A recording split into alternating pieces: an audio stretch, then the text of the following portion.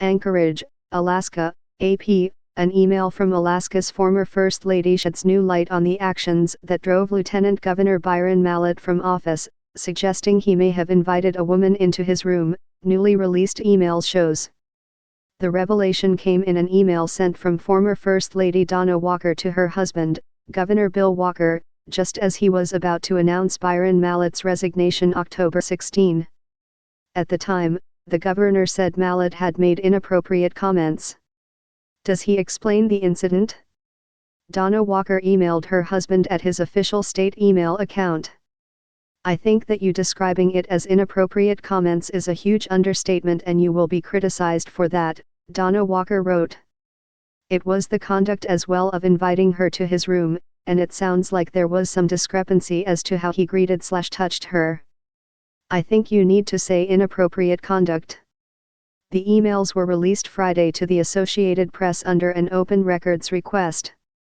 I don't have anything to add.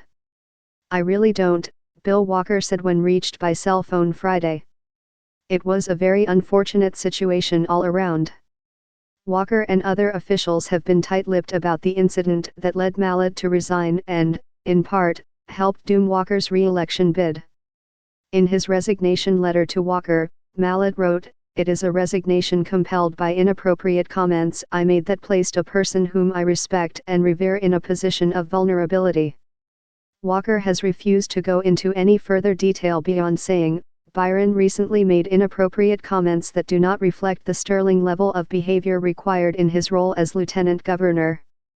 Byron has taken full responsibility for his actions and has resigned. Other than the former First Lady's email, there's few details about Mallett's behavior in the released emails. But in the hours leading up to Mallett's resignation, they show government officials doing normal things, making plans for that week's Alaska Federation of Natives Convention in Anchorage, refining speeches and making sure event organizers only use blue tablecloths to match state colors.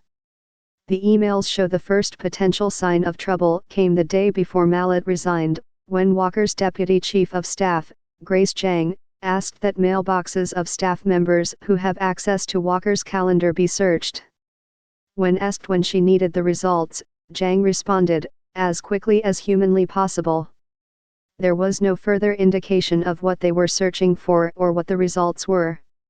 At 9:41 p.m. that night, Walker emailed Mallett, asking to meet with him at 8:30 a.m. the next morning.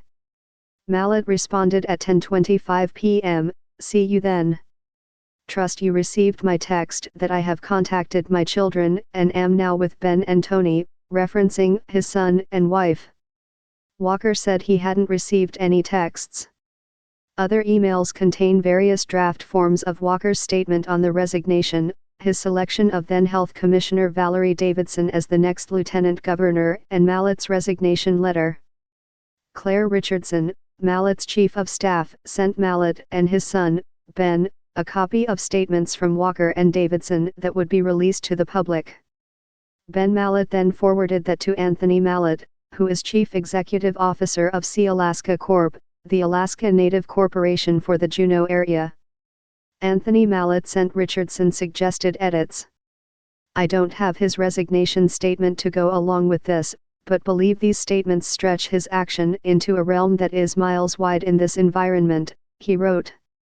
"Given that we are discussing verbal comments, I would suggest the changes within this draft. Take them as is. It is not my release and I'm not offering excuses, but gradients matter." Mallett has not spoken publicly since leaving office. Mallett didn't immediately return a message left on his cell phone Friday evening.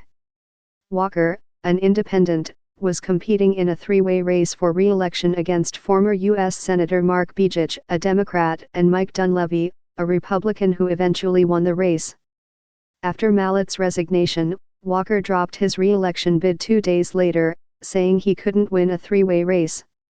Before Mallett's resignation was made public, Jang, the deputy chief of staff, asked a member of the communications team for revisions on a social media post announcing his departure and Valerie Davidson's selection as lieutenant governor. "Can we please add a couple of details so people don't think this is the result of a campaign-related deal with Begich?"